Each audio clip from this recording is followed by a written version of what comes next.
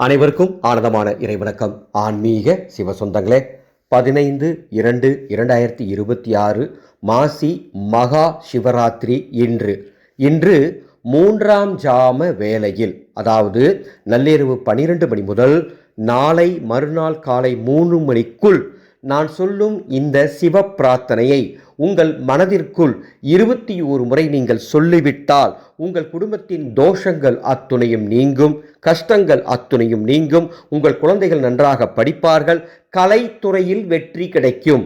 இந்த அற்புதமான சிவவாசகத்தை வடக்கு திசை நோக்கி அமர்ந்து 21 முறை இன்று நள்ளிரவு 12 மணியிலிருந்து மறுநாள் அதிகாலை 3 மணிக்குள் சொல்லுங்கள். அது என்ன சிவப்பிரார்த்தனை? ஓம் சிவாய நம. 3ஆம் ஜாமத்தின் புனித ஒளியில் என் மீது நிற்கும் தோஷங்களையும், என்னை தடுக்கும் கஷ்டங்களையும், மனதை சுமக்கும் கவலைகளையும் உன் திருவடியில் கரையச் செய் ஈசனே. கலைக்கு தெளிவான சிந்தனையும், கல்விக்கு கூர்மையான அறிவையும், உழைப்புக்கு உரிய வெற்றியையும் அருளி என் வாழ்வை உயர்த்தி நடத்துவாயாக.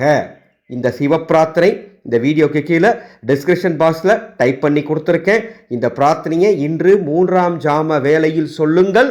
எல்லா வளமும் பெற்று மகிழ்ச்சியோடு ஆனந்தமாய் வாழுங்கள். இந்த சேனலை இதுவரைக்கும் நீங்கள் சப்ஸ்கிரைப் பண்ணிக்கோங்க. ஒரு பிரசாத அறிவிப்பு.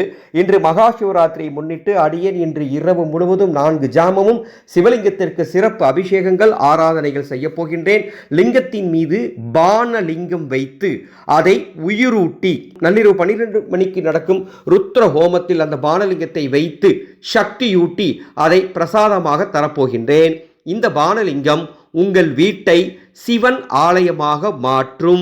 வீட்டில் நேர்மறையான அதிர்வுகள் நிறைய இருக்கும், கெட்ட அதிர்வுகள் அத்தனையும் வெளியே போயிடும். இந்த பானலிங்கத்தை எப்படி வைக்கணும், எப்படி வழிபாடு செய்யணும் எல்லாம் உங்களுக்கு சொல்லித்தருவேன். வாங்கின பிறகு மேலே பாருங்கள், டிஸ்பிளேல இந்த பானலிங்கத்தின் விலை விவரங்கள் தந்திருக்கேன். உங்கள் குடும்பத்துக்கு இந்த பானலிங்கம் வேணும்னா என்னுடைய வாட்ஸ்அப் நம்பருக்கு பானலிங்கம்னு ஒரு மெசேஜ் அனுப்புங்க. வங்கி கணக்கு எண், Google Pay number, PhonePe number தருகின்றேன். பணம் செலுத்தி உங்கள் பிரசாதத்தை பதிவு செய்து கொள்ளுங்கள். ஆனந்த மலரட்டும், ஆனந்த ஒளி பரவட்டும்.